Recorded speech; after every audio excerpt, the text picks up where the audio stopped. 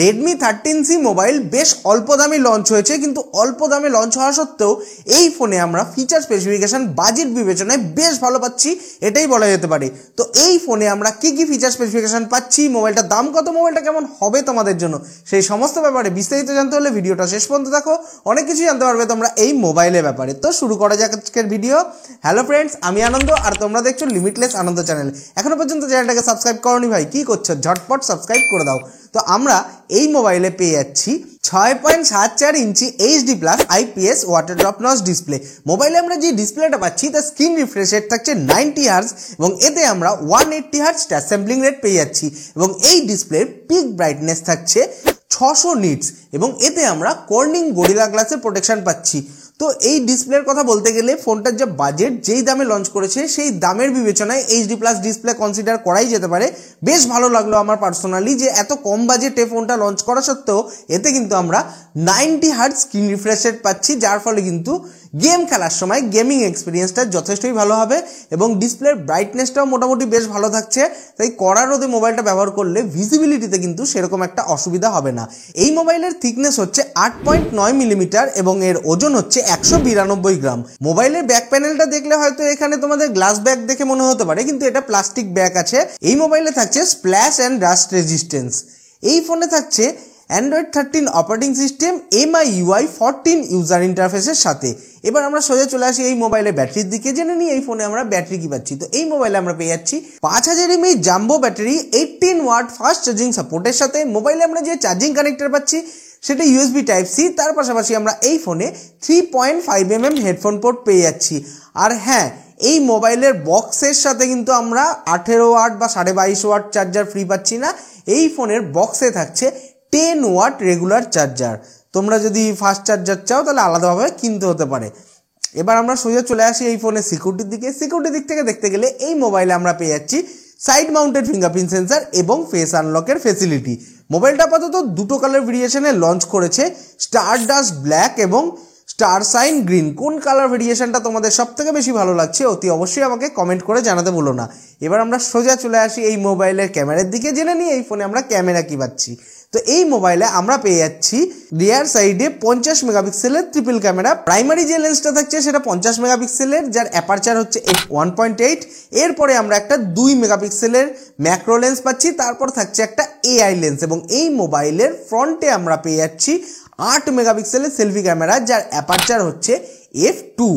এই মোবাইলের রিয়ার ক্যামেরার মাধ্যমে এবং ফ্রন্ট ক্যামেরার মাধ্যমে দুটোর মাধ্যমেই আমরা ফুল এইচডিতে ভিডিও শ্যুট করতে পারবো 30 ফ্রেম পার সেকেন্ডে। এবার আমরা সোজা চলে আসি এই মোবাইলের কানেক্টিভিটির দিকে, জেনে নিই এই ফোনে আমরা কানেক্টিভিটির কী কী ফিচার স্পেসিফিকেশন পাচ্ছি। তো এই মোবাইলে আমরা পেয়ে যাচ্ছি ওয়াইফাই ডুয়েল ব্যান্ড, ব্লুটুথ 5.3 এবং ডুয়েল 4G ভোল্টি। এবার আমরা সোজা চলে আসি এই মোবাইলের পারফরমেন্সের দিকে, জেনে নিই এতে আমরা প্রসেসর কি পাচ্ছি। তো এই মোবাইলে আমরা পেয়ে যাচ্ছি MediaTek Helio G85 প্রসেসর।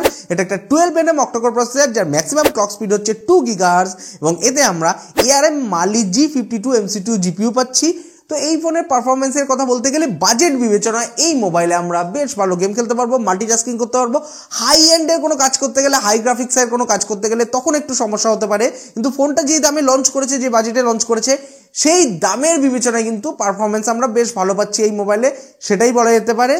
এবং এই চিপসেটটা যেহেতু 4G সাপোর্ট করে, তাই এই মোবাইলে আমরা 4G সাপোর্ট পাচ্ছি, 5G সাপোর্ট পাচ্ছি না। অবশ্য তোমাদের বলে দিই, Redmi 13C 5G মোবাইলটাও কিন্তু লঞ্চ করে গেছে। ওই মোবাইলের ব্যাপারে যদি তোমরা বিস্তারিত জানতে চাও তাহলে চ্যানেলে ভিজিট করতে পারো বা এই ভিডিও ডেসক্রিপশানেও চাইলে তোমরা চেক করে নিতে পারো। ওই মোবাইলটাও কিন্তু বেশ অল্প দামে লঞ্চ করেছে এবং ওতেও মোটামুটি আমরা ফিচার স্পেসিফিকেশান বেশ ভালোই পাচ্ছি। তো এবার চলে আসি এই ফোনের ইন্টারনাল স্টোরেজ এবং র্যামের দিকে। এই মোবাইলটা আপাতত 3টে স্টোরেজ এবং র্যামের ভেরিয়েন্টের সাথে লঞ্চ করেছে।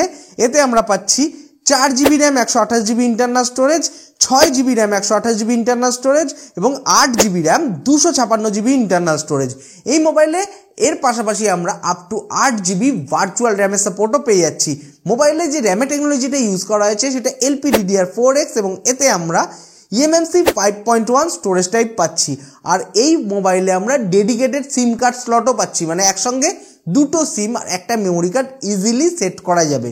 আমরা তো সব কিছু এলাম ফোনটার ব্যাপারে, এবার জেনে নিই মোবাইলটার দাম কত। তো এই মোবাইলের যে বেস ভেরিয়েন্ট আছে 4GB র্যাম 128GB ইন্টারনাল স্টোরেজের ভেরিয়েন্ট, তার ভারতের বাজারে অফিসিয়াল বাজার মূল্য হচ্ছে 8,999 ভারতীয় টাকার মতো, যেটা বাংলাদেশি টাকায় কনভার্ট করলে মোটামুটি মোবাইলটার দাম এসে দাঁড়াচ্ছে 11,000 বাংলাদেশি টাকার কাছাকাছি।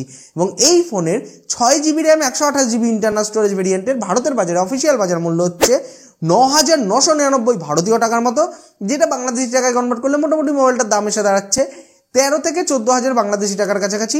আর এই মোবাইলের 8GB RAM 256GB internal storage ভেরিয়েন্টের ভারতের বাজারে অফিসিয়াল বাজার মূল্য হচ্ছে 11,499 ভারতীয় টাকার মতো, যেটা বাংলাদেশি টাকায় কনভার্ট করলে মোটামুটি মোবাইলটার দাম এসে দাঁড়াচ্ছে 15,000 বাংলাদেশি টাকার কাছাকাছি। তো ফোনটার ব্যাপারে তোমাদের কি ধারণা, তোমাদের কি মতামত, অতি অবশ্যই আমাকে কমেন্ট করে জানাতে ভুলো না। আর হ্যাঁ, Redmi 13C 5G মোবাইলটার ব্যাপারে বিস্তারিত জানতে হলে চ্যানেলে ভিজিট করতে পারো বা ডেসক্রিপশন চেক করতে পারো। আশা করি এই ভিডিওটা তোমাদের ভালো লেগেছে। ভিডিওটা ভালো লেগে থাকলে ভিডিওটাকে লাইক করো, নিজের বন্ধুদের সঙ্গে শেয়ার করো। পরবর্তী ভিডিওতে আবার দেখা হবে। বাই, সবাই ভালো থাকবে, সুস্থ থাকবে।